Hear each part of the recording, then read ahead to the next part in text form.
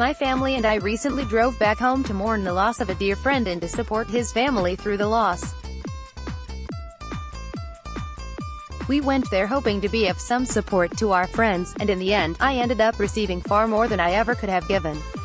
My friend, who had just lost her beloved husband of 42 years, gifted me with a lesson of what it really means to be a person for others. My friend has always been the sort of person who has an uncanny ability to sense who in any given crowd might need special attention, whether they're disabled, lonely, an outcast, or somehow in need of something. With her vivacious personality and great love, my friend seeks out those people and serves them in whatever manner they need, whether they realize their need or not. It's seldom a single occurrence. People quickly get adopted into her ever-growing circle, and they never find themselves far from her thoughts and actions.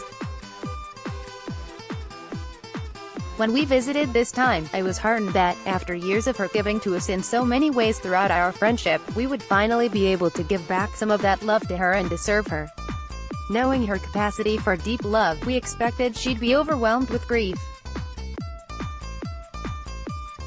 Imagine, then, my surprise when she insisted we come to see her and her family within hours of us reaching town, where she fed us and sent us home with even more food for the next day, despite our protests. We visited and we laughed as we shared stories and fellowship. The following day was the funeral. We watched as our friend greeted each and every person with great enthusiasm and gratitude. She even pulled little bags of treats from her purse for several of the children who came, just as she always has, each bag specially packed with things she knows that particular child likes.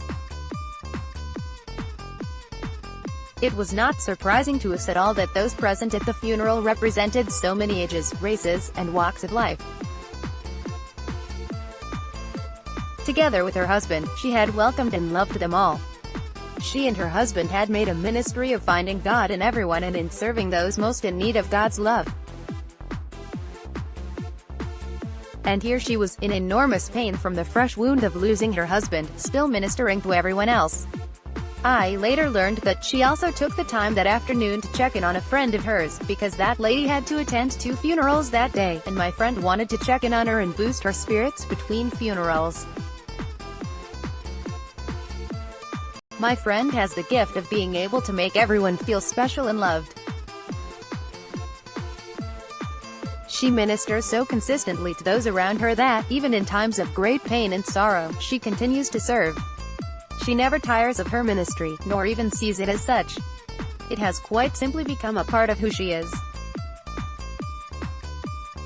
She truly is a person for all people. Witnessing what I did in her presence, I was reminded of what it means to be a person for others.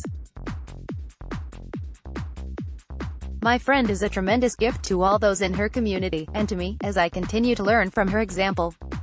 Rest in peace, Ron, God's good and faithful servant. Let's block ads.